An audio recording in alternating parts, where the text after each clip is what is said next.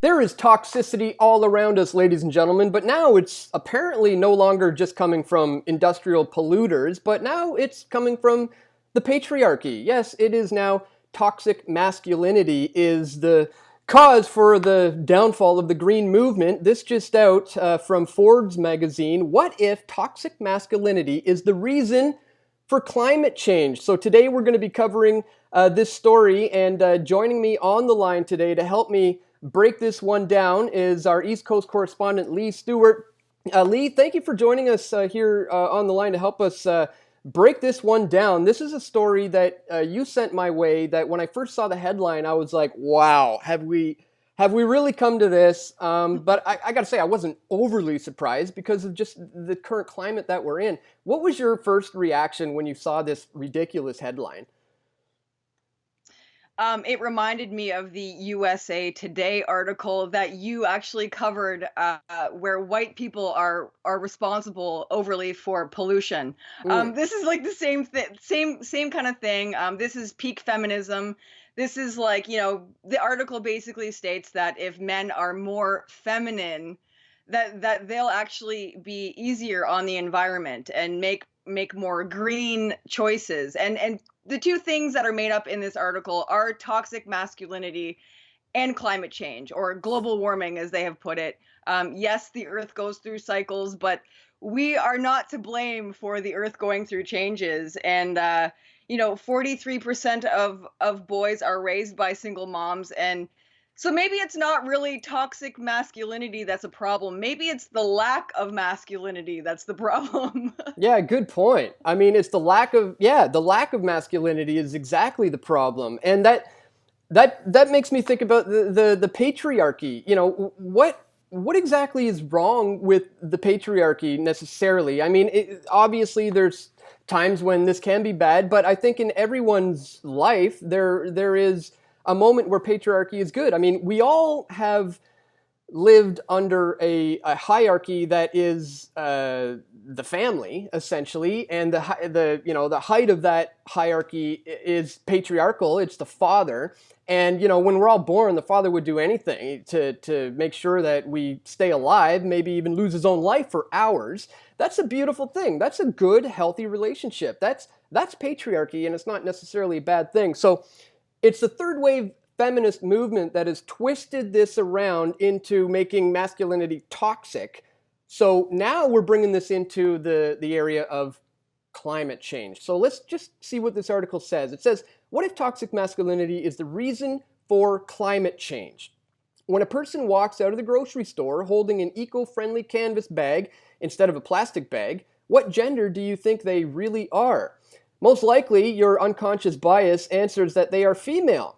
This is the type of answer that Dr. Aaron Brough of Utah State University is trying to get to the bottom of through his research.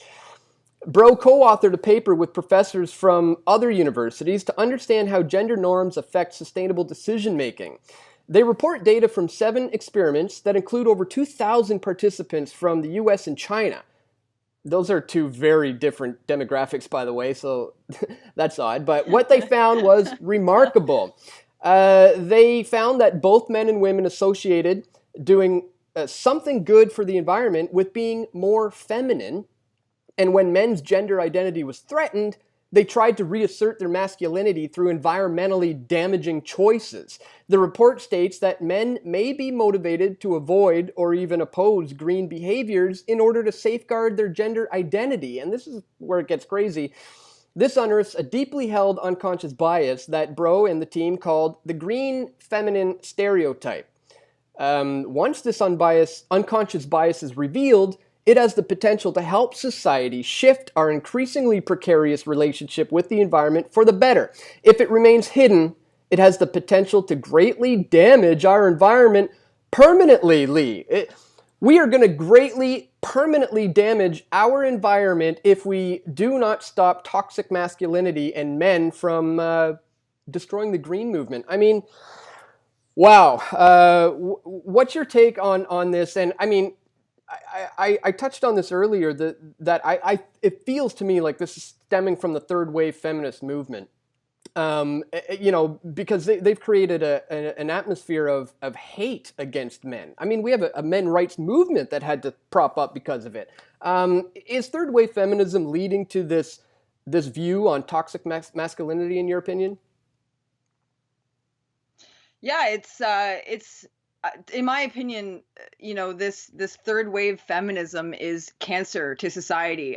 It's actually that's what's toxic. It's actually destroying, the family nucleus. It's destroying, men as we know them. I mean, I've seen guys wearing the same size jeans as me. Like that's just like I don't know. Our own prime minister has, come out as a feminist, and I just it's all it boils down to is turning men against women, and feminizing men, and breaking down the family nucleus, so that that it's nothing. But what we actually need is more masculinity. I actually don't oppose masculinity. I'm not one of these these third wave feminists. I actually cheer on masculinity. I think it's very important for society to even function as a whole. So, yeah, this whole article is just I was speechless when I read it, to be honest. Yeah, you know, it honestly reminds me of that brutally bad Gillette commercial. Let me just pull it up. This one, if you guys remember this one, I put this out when it came out. Gillette, the best a man can get, I titled it. And this, of course, is the commercial where, Gillette's audience is obviously largely male, and they tried to ride in on that hashtag Me Too movement and to say, look, the Me Too movement made it so that men should realize they're toxic. Like as if that, this commercial is trying to say, oh, so you're saying what Harvey Weinstein was doing was bad? I didn't know that because I'm a toxic male. Thanks for pointing it out, Gillette. That was just brutal. Do you remember this Gillette ad? And, that was basically the focus of it, to claim that men are inherently toxic, and basically society needs to rid them of it, right? Yeah, and it was funny because later on, photos came out of Gillette with ad campaigns, sexualizing women. So Mm. it kind of backfired in their face.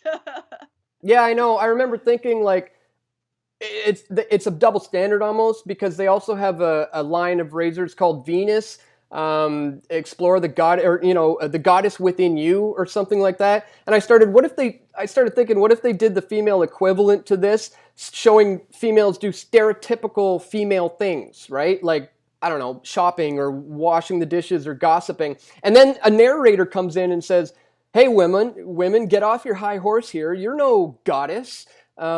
They would be outraged, at something like that. But we're not seeing that. We see that happening with men.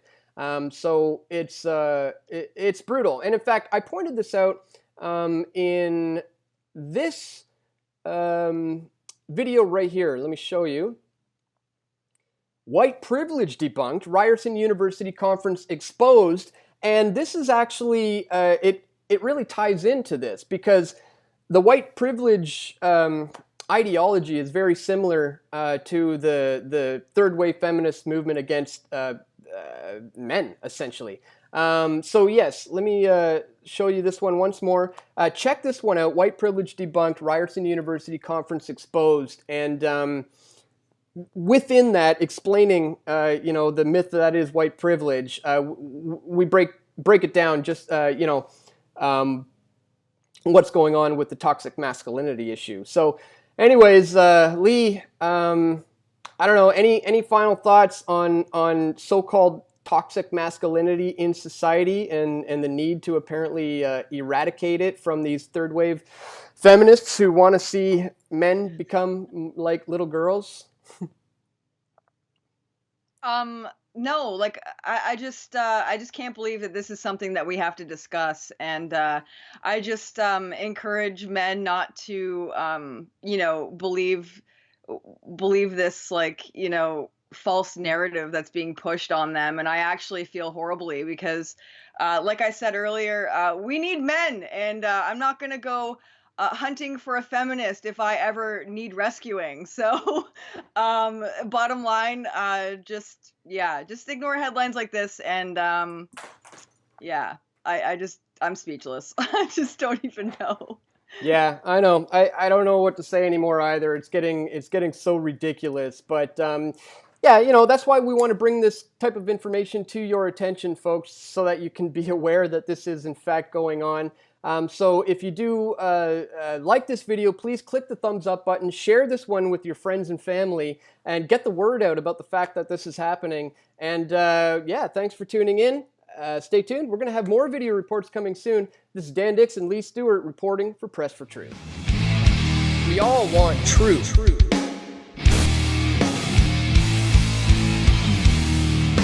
The truth will set you free.